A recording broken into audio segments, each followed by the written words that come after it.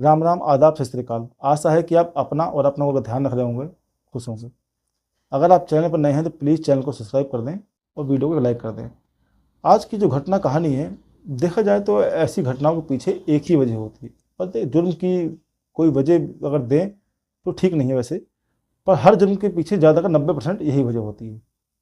घटना 3 अक्टूबर 2024 की है।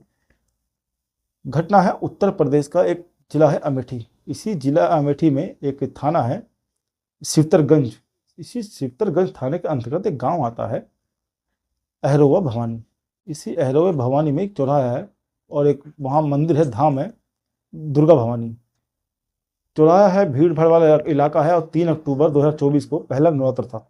काफ़ी भीड़ भाड़ होती है। शाम के तकरीबन 7 बजे करीब जब आरती का समय होता है तो लोग आरती के लिए इकट्ठा होते हैं। तभी उनको गोलियों की आवाज़ आती है। पर शुरू में सबको लगा हो सकता है कि नवरात्र का पहला दिन है, आरती का समय है, तो लोगों ने खुशी में पटाखे छोड़े हों, गोले छोड़े हों। पर कुछ ही देर में उनको समझ में आ जाता है कि ऐसा कुछ भी नहीं हुआ है। और देखते हैं कि ये आवाज़ जो आ रही है वो चौराहे पे एक घर से आ रही है। लोग आनन फानन में वहाँ पहुँचते हैं और देखते हैं, दरवाजे पर जैसे ही हाथ मारते हैं वहाँ का दरवाज़ा खुलता है घर का। उनके होश उड़ जाते हैं, उनकी आंखें फटी रह जाती हैं। मंदिर इतना खौफनाक था कि आधे लोगों की चीखें निकल गई। वो देखते हैं कि सामने 4 लाशें पड़ी हैं। एक लाश होती है सुनील कुमार की, उम्र तकरीबन 34 साल। दूसरी लाश होती है पूनम भारती की, उम्र तकरीबन 32 साल।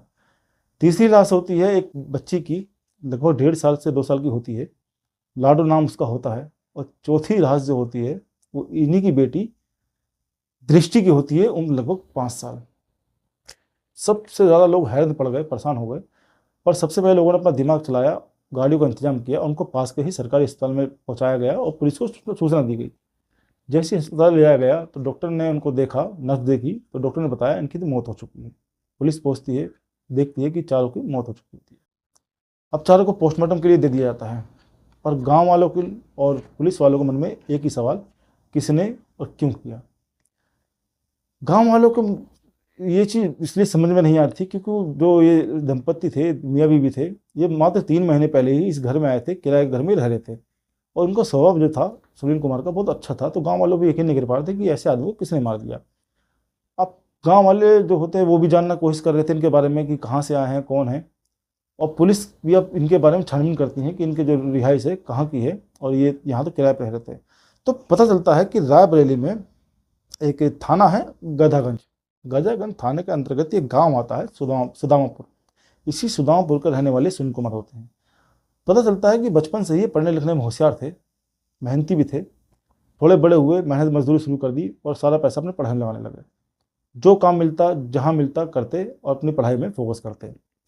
मेहनत, किस्मत रंग लाई। उत्तर प्रदेश पुलिस में कांस्टेबल की भर्ती निकलती है, सिपाही की भर्ती निकलती है, उसमें आवेदन करते हैं, परीक्षा में बैठते हैं, सफल हो जाते हैं और सिपाही के पद पे उत्तर प्रदेश में इनकी तैनाती हो जाती है। और शायद इनकी ख्वाहिशें बड़ी थी और अच्छी नौकरी के लिए इन्होंने आवेदन करते रहे। सिपाही के पद पर रहते हुए इन्होंने 1 साल तक काम किया। पर 2020 में ही जब उत्तर प्रदेश में बेसिक शिक्षा विभाग में नौकरी निकली तो उसमें ये आवेदन करते हैं और बैठते हैं पेपरों में, वहाँ भी सफल हो जाते हैं। और 12 मार्च 2021 को उनकी पहली जो ज्वाइनिंग होती है, पहली तैनाती होती है, वो होती है पनहुआ में एक सरकारी स्कूल में सहायक शिक्षक के पद पर। सब कुछ ठीक था, परिवार ठीक ठाक संपन्न चल रहा था, बच्चे भी हो गए थे, बीवी थी, सब कुछ सही से चल रहा था।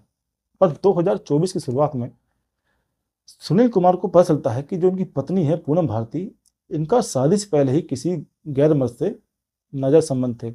और हैरानी की बात यह थी कि वो आज भी उस संबंध को बरकरार रखे हुए चला रही हैं। इसके बाद सुनील अपनी पत्नी को समझाते हैं कि शादी से पहले जो हुआ उसे छोड़ दो, उसे ख़त्म कर दो, बच्चे हैं, परिवार है, बिखर जाएगा। शुरू शुरू में पूनम भारती मानती नहीं है, पर पति के बार बार समझाने पर शायद उनको समझ में आता है कि जो वो कर रही है ठीक नहीं कर रही है। वो अब उस अपने आशिक से पीछा छुड़ाने की कोशिश करती है, उससे दूरी बनाती है।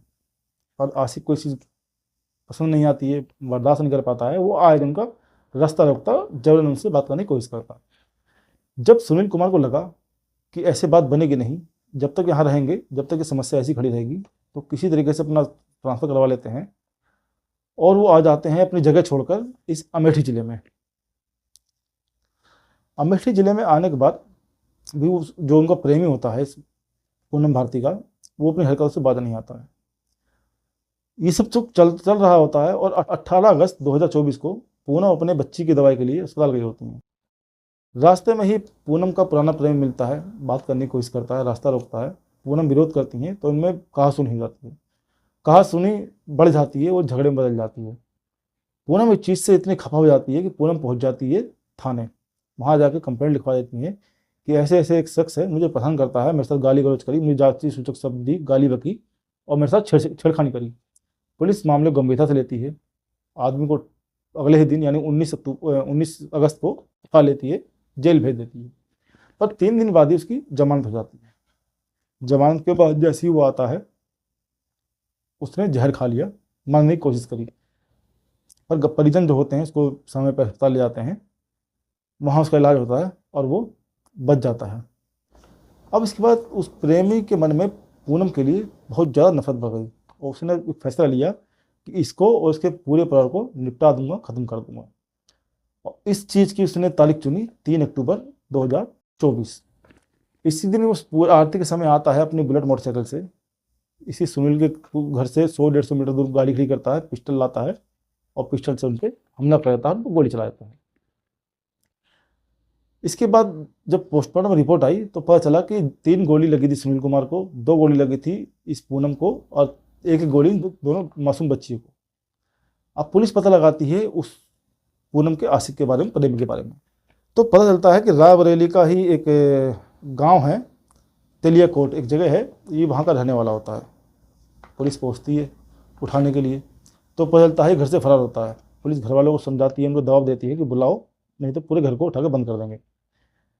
पुलिस मुखबिर लगाती है, मिलता है सूचना, गिरफ्तार कर लेती है, थाने लाती है, पूछती है, शक्ति दिखाती है तो जुर्म अपना कबूल कर लेता है।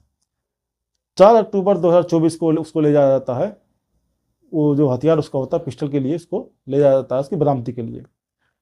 पर वो वहाँ से वो भागने की कोशिश करता है पुलिस की ही पिस्टल छीन के, और बदले में पुलिस उसको इनाम देती है, उसकी पैर पर गोली मार देती है। शायद पुलिस को उसकी पैरों पर गोली नहीं मारनी चाहिए थी, उसके पिछवाड़े पर गोली मारनी चाहिए थी, ताकि उसकी हालत देख के 4 के आदमी को और दिमाग में आता। पर हाल इसको गिरफ्तार करने के साथ साथ ही पुलिस अब उनकी तलाश कर रही है जिसने इसकी मदद करी, चाहे वो परिजन हो, यार दोस्तों, कोई भी हो। पर जिसने कहानी को, घटना को सुना, वो बहुत ही ज़्यादा हैरत में था, परेशान था। अगर पूनम चाहती, देखा जाए तो सही नज़रिए से पूनम चाहती, इस रिश्ते को ढंग से तोड़ना चाहती, तो कुछ भी ना होता।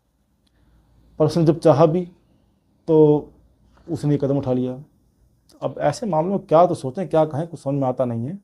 आप अपनी राय कमेंट बॉक्स में ज़रूर दें। आप ऐसे बददिमाग लोगों के बारे में क्या सोचते हैं, ज़रूर बताएं। अपना ख्याल रखें, अपनों का ध्यान रखें, खुश रहें। जय हिंद, वंदे मातरम।